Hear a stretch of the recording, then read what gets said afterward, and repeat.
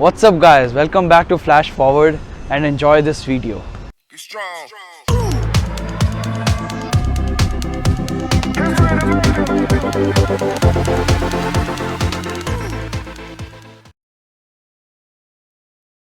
Last video on forces, we showed you guys how forces could be calculated using vector diagrams.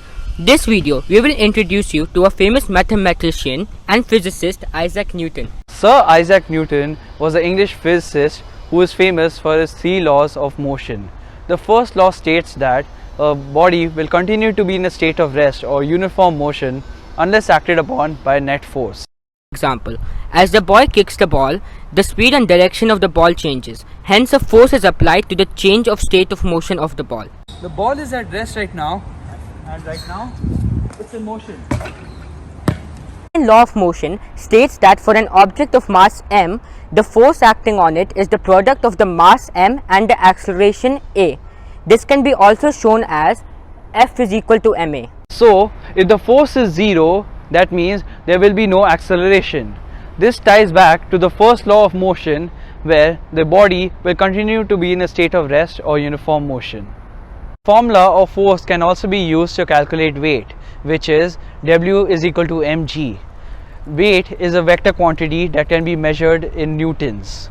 Each planet has its own acceleration due to gravity, resulting in different weight for a particular object. Also, remember, whichever planet you go to, such as Saturn, Mars or Jupiter, your mass will be the same, only your weight will change.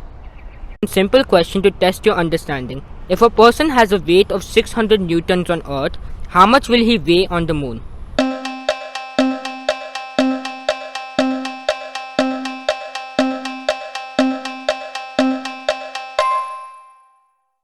First, we would use the formula. Weight on Earth is equal to the mass times acceleration due to gravity on Earth. Input the values, then we would get the mass as 60 kg. Then use the formula. Weight on moon is equal to mass times acceleration due to gravity on moon. We would input the values and then get the weight as 97.8 Newton. Feel free to pause the video to get a better understanding. Newton's third law of motion states that to every action there is an equal and opposite reaction. There are many applications of this, such as rowing a boat or launching a rocket. There are certain characteristics that you need to know when understanding Newton's third law of motion. First, forces occur in pairs, so there's an action and a reaction. Second, reaction and action occur in different directions. Third, action and reaction have the same magnitude. Fourth, action and reaction do not occur on the same object, which is why they do not cancel out each other. Last term that you need to know is inertia. Inertia is the tendency of an object to resist any change in a state of rest or uniform motion. Inertia depends on the mass of the object. The greater the mass, more is the inertia. Question time. First question.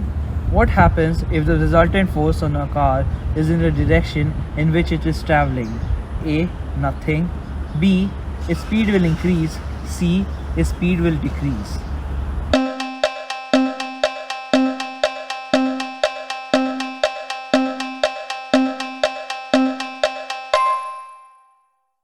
The correct answer is B. According to Newton's second law, a force would cause the car to accelerate. Hence, its speed would increase eventually. The object is moving across a friction-free surface with a constant velocity of 2 meters per second. Which one of the following horizontal forces is necessary to maintain the state of motion? A.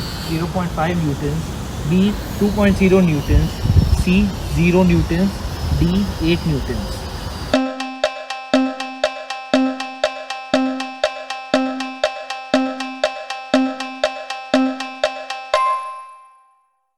Correct answer is C. The object is traveling at constant velocity, so acceleration is 0. So according to Newton's second law, F is equal to ma, force is equal to 0. Thank you guys for watching. Please like, share and subscribe, and keep calm and love physics. Well, the ball is in rest right now, and now it's in motion. Here the ball is at rest, and now it's in motion.